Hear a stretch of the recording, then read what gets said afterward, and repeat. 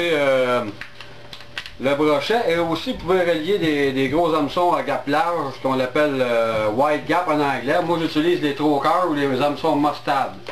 Je vais vous montrer ce que ça a l'air, les trocars. Depuis que ça existe, moi j'utilise ça, même je fabrique mes spinnerbaits avec ça moi-même. J'ai un compagnon justement qui fait la même affaire que moi dans les spinnerbaits avec le même hameçon. C'est ça ici, ça c'est pour jumeler sur mon leurre de caoutchouc avec le ressort. Vous venez relier ça sur le bout. Vous vissez le petit ressort, en anglais, il appelle ça le hitchhiker.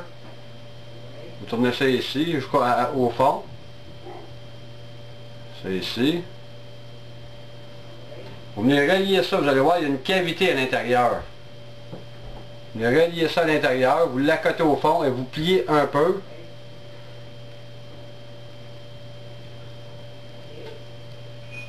Et le tour est joué, l'hameçon, regardez, elle est très bien cachée sur le dessus. Puis ça c'est une 4-0. Vous pouvez aller jusqu'à, exemple là-dessus, pour pas obstruer l'action, aller jusqu'à 6-0, maximum 7-0. Moi j'irais que 6-0 max. Parce que sinon votre hameçon va aller trop en arrière, c'est que ça va couper du mouvement. Puis elle est assez large, regardez, pour que l'hameçon dépasse. Vous venez la rentrer vers l'intérieur, puis là vous vu, c'est que la pointe rentre un peu vers le bas. Regardez. Quand le poisson capture le leurre, il se fait capturer tout de suite. Ça, vous pouvez relier ça aussi avec un plomb coulissant sur le devant. Je vais vous montrer quel type de plomb.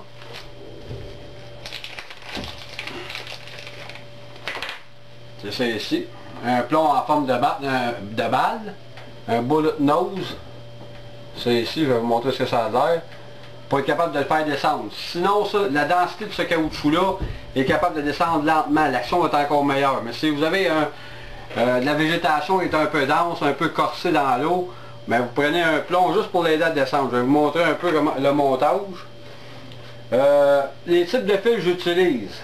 J'utilise du Farline, Braid, Tracer, ça c'est pour voir les touches aussi. Mais moi je préfère l'autre qui est vert ici, couleur green. Je vais vous montrer ce que je fais avec. Je vais relier aussi un morceau de fluorocarbone au bout. Moi j'aime bien jumeler les deux parce que ça donne une certaine flexibilité. Puis ça l'empêche aussi de déchirer la bouche. Parce que comme je vous disais la dernière fois, c'est brutal de faire rose avec un hameçon rigide, une canne raide. Ça prend un peu de flexibilité. Je vais vous montrer, je vais relier un bout de fluorocarbone. C'est ici. Je vais vous montrer ce que je fais.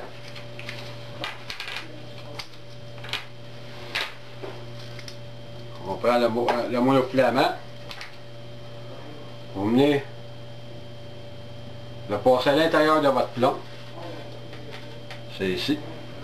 Et aussi, si vous avez des suggestions à me proposer sur mes clips, ça me ferait plaisir parce que des fois, on n'a pas toujours toutes les meilleures idées. Moi, je dis pas que j'ai les meilleures, j'essaie de donner des conseils qui sont intéressants aussi.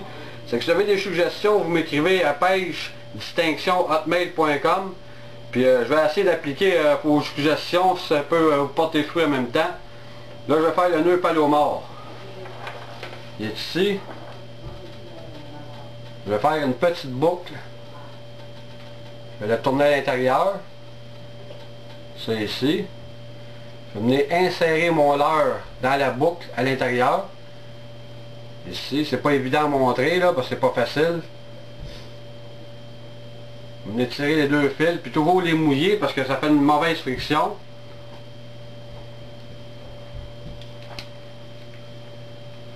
Vous venez tirer lentement.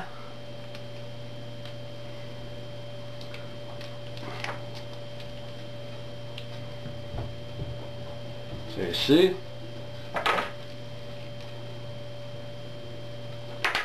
Parce que des fois le nœud, justement, si on ne le tire pas à temps, les deux petits fils ensemble, souvent, il est très dur à fermer. J'ai mon nœud palomar ici. Vous prenez environ